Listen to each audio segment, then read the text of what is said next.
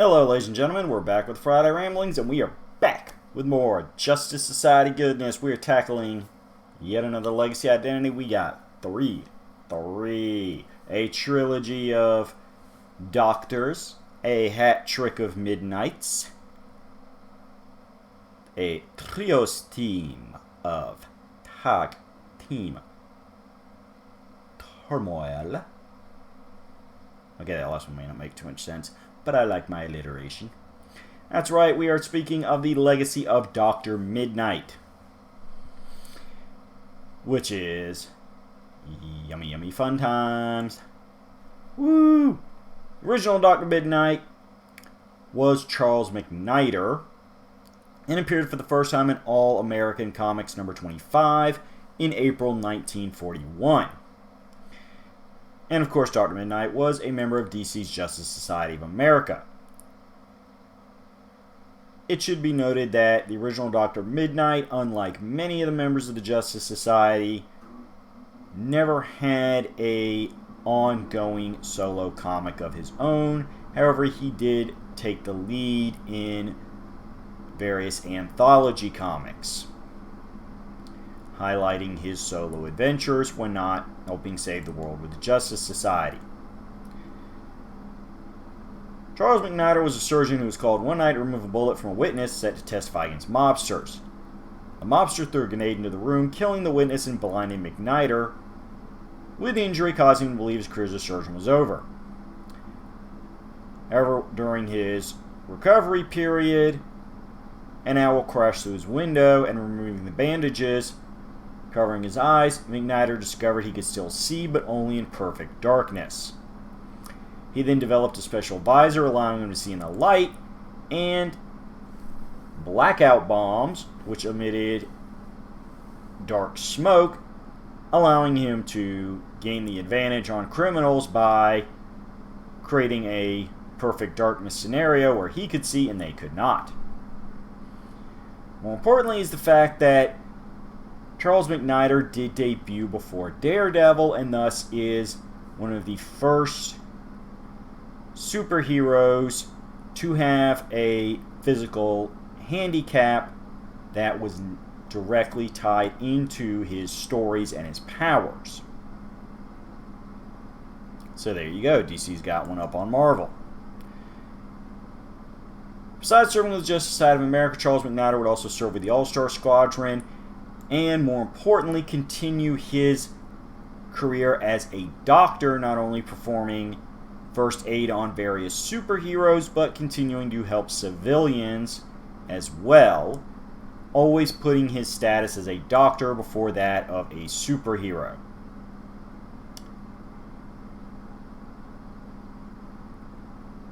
This all culminated with a devastating event in 1953 when the woman he loved, Myra Mason, was murdered by the Shadower, a foe who had learned Dr. Midnight's secret identity. Mcnair had no children. However, he was also linked to a Miss Alice King years later, never getting married though, serving as one of the more serious-minded and tragic undercurrent to his constant presence characters in the Justice Society.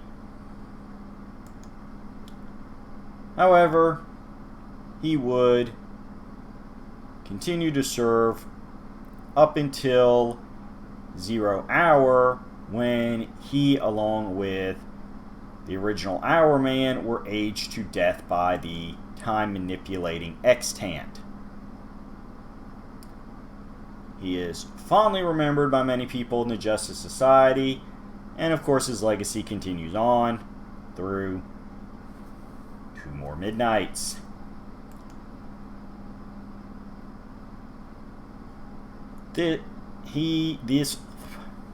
Charles Mcnair version of Dr. Midnight would also appear briefly in a non-speaking role in Justice Society Unlimited animated series as well as an episode of Batman the Brave and the Bold.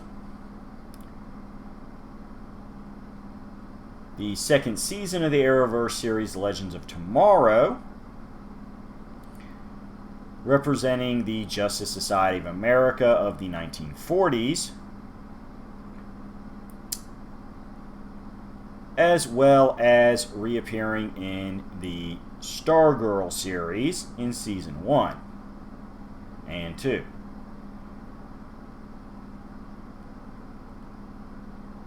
Various toys have been released for Charles Mcnair as well, and he has had various alternate reality versions of him over the years, especially in books highlighting different reality counterparts to the Justice Society.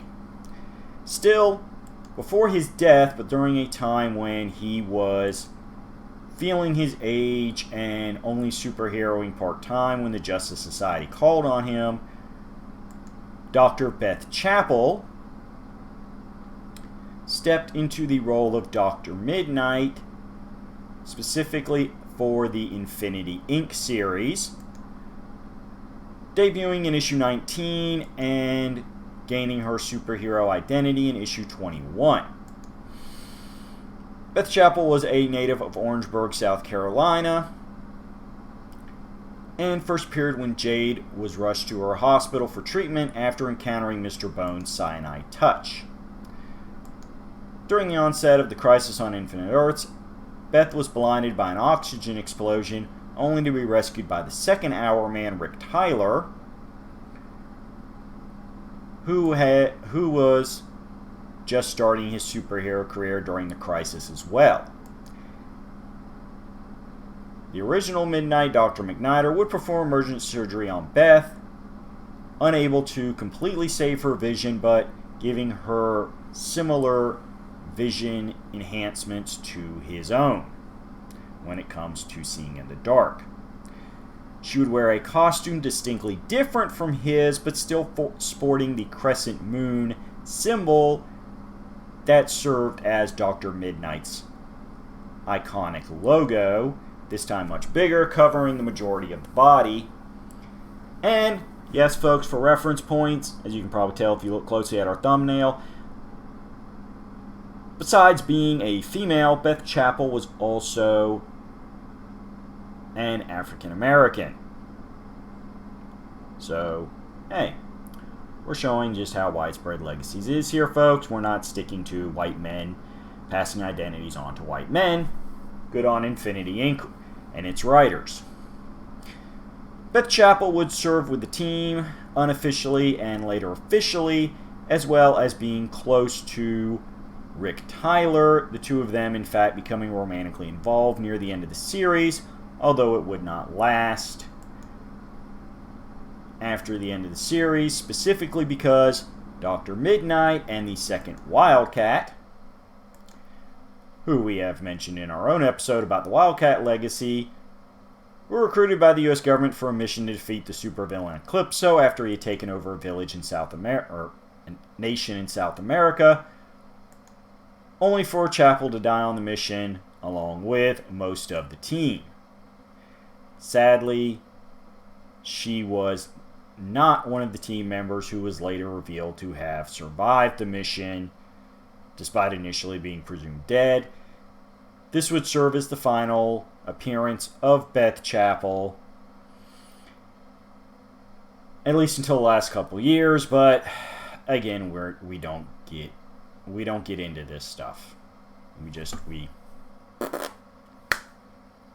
as is standard for me when I discuss DC Comics, I'm cutting things off as of the Flashpoint event because DC just makes me really frustrated, and I'm being positive.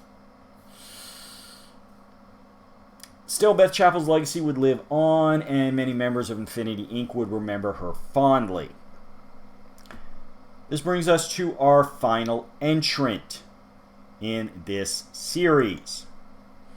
The representative of the Dr. Midnight legacy for the late 90s, early O's Justice Society team,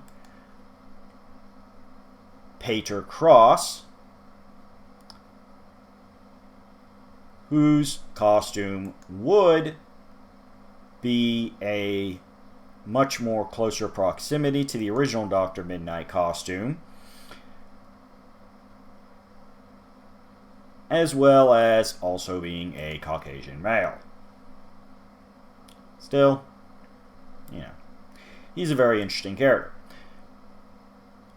Cross is the Norwegian-born son of a noted scientist and was delivered as a baby by the original Dr. Midnight, Charles Mcnair, who had just rescued his mother from vagrants. As an adult, Peter is unable to save his mother from Chagas disease, which she catches in Brazil while visiting him during a point in time where he is using his medical skill to help folks in Brazil. Besides his parents mentioned, Cross has never been shown to have any other known relatives. Like the original Dr. Midnight, Cross often puts his doctor work before his superhero work, and in fact that is how he got started. While running a free clinic in Portsmouth, Washington, he becomes aware of a new street drug called A39, which is a derivative of the drug Venom that powers Bane. While trying to run down who is distributing this drug around his town and harming his fellow citizens, he's drugged by company enforcers and involved in a car accident. The accident takes the life of a young woman. However, the only wounds Peter suffers are the ones that conveniently give him the same night vision powers as the other two Dr. Midnights. I don't know what it is with these accidents that mess up your day vision, but otherwise don't cause any sort of long-term harm to you as a person. I don't know. Like, seriously? You were in a car crash while drugged up? You didn't, like, bust up a leg or something? Walk around with a limp? Nope, no. Get hit by grenades, exploding oxygen tanks, horrible car crashes. No. You just lose eyesight. We have very weird anatomy in DC Universe. Still, anything that gives us another Dr. Midnight is welcomed. Mr. Cross would serve happily as a both hero and surgeon, continuing to run his free clinic in Portsmouth, including using it as a way to reform various gang members around town, especially the juvenile delinquents, saving them from the wounds they gained in their gang wars, only to turn around and encourage them to work at his free clinic, learning sympathy for their fellow citizens, which is an awesome thing to do. Besides continuing to run the free clinic while playing superhero, Peter Cross also has scanners in his cowl's lenses that identify health risks as well as threats, along with practicing yoga and encouraging it among his fellow JSAers as a good way to stay in top physical shape. Also of interesting note is during the brief period where Black Canary was active, while the original Green Arrow, her longtime on-again, off-again lover, was dead, he would begin a romantic dalliance with her, the two of them dating several times, before they both realized that it was not meant to be. Mostly because of the return of Roy Harper, the Green Arrow. Still, there was no resentment between them, and when he would show up subsequently, when JLA and JSA teamed up, he was happy to continue to help everybody, showing no ill will towards Black Canary or Green Arrow. Among Cross's notable achievements, while serving as one of the go-to biological scientists of the JSA, is discovering that Alan Scott, during the point in time where he was going under the name Sentinel instead of Green Lantern, was actually composed of the green flame that was the source of his mystic powers at this point, explaining his youth and the fact he no longer relied on the ring to summon the power of the Starheart. Conducting tests and annual checkups for Power Girl, emergency surgery on the Rick Tyler Hourman, removal of the Brainiac virus from Oracle, the autopsy of Sue Dibney during the Identity Crisis theory, removing the sniper bullet that wounds Lois Lane, and conducting the DNA tests on the second Terra that helped address exactly what her origin was. Cross also is called upon by Star Labs during unusual cases, including the reappearance of Dolores Winters, the Golden Age host for the Ultra Humanite. It was revealed that Dolores Winters is now stealing the parts of metahumans to not only keep herself alive, but endlessly young, taking the villainous codename of Endless Winter.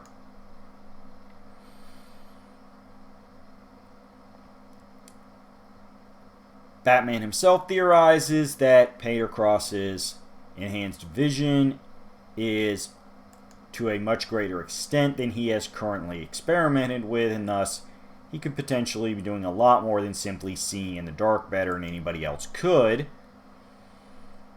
Although he was hesitant to share this information with Cross because Batman's a paranoid jerk. Later, when the Justice Society encounters Gog, the benevolent being restores Peter's vision.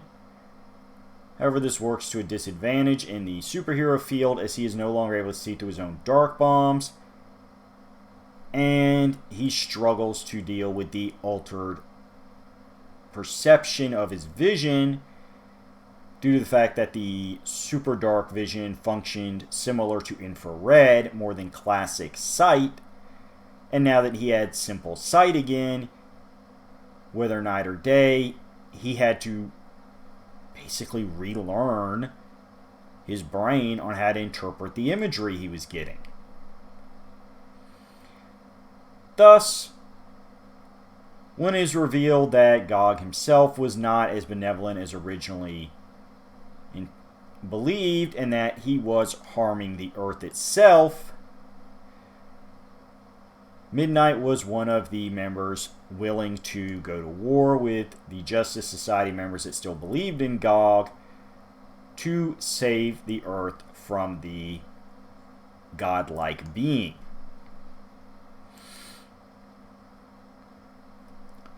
This results in Gog's restoration of Peter's normal vision fading and him going back to the classic status quo of having super dark, tweaked infrared style vision.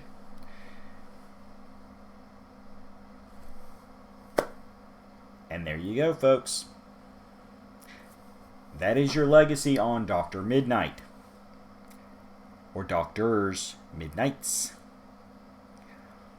We got a variety of people who all seem to have very similar accidents, giving them similar powers. Some are influenced by others. One owes his life directly to the actions of another, and all served on superhero teams while continuing to honor their Hippocratic oath.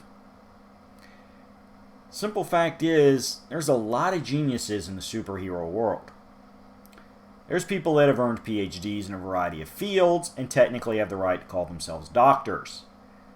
But besides Stephen Strange and the Three Midnights, there's not many that are actual practicing medical doctors. And of course, the long-term classic status quo of Stephen Strange was he couldn't practice medicine, hence why he turned to the mystic arts as an alternative. Whereas all three Dr. Midnights were not prevented by their physical handicaps from practicing medicine. They just had to modify the way they did it. This, in a lot of ways, makes them kind of unique in the comic book world. And very indispensable to any version of the DC universe. And as I said, the DC continuity does go past the point where I am comfortable talking about it because it entertains me. And there is Dr. Midnights wandering the current DC continuity, which is good news. Still, when all's said and done, what do you think about a guy that can see in the dark and likes to hang out with owls? Besides, that guy's a little strange and a little downer. Except Black Canary, who apparently thought he was kind of hot, at least for a short while. Still, we're not quite wrapped up with the Justice Society. We got a couple more legacies to talk about. And that means we're going to need you to tune in next month. If you want to hear about some wonderful entertainment that's not Justice Society related, you can come back as soon as next week. Every Friday we ramble. Every Friday we lay out that which is entertainment without giving you so many spoilers that you feel like there's no point in checking this out. We're here to encourage you to find this entertainment for yourself, experience for yourself, and make up your own mind. Love it, hate it, indifferent. It's your journey, it's your entertainment. Whatever you're into, hey, that's what works for you. And we are here to keep the negativity on the down low. Right there off camera. Like, subscribe, click the notification bell so you never miss a single episode. Because if it's entertaining, it can't be that bad. So we're going to keep ourselves constructive in our criticism or flat out joyful in our love of that which brings us smiles. And of course, every single one of my viewers brings me a smile. So go in happiness, go in health, and come on back because I'll always be glad to see you.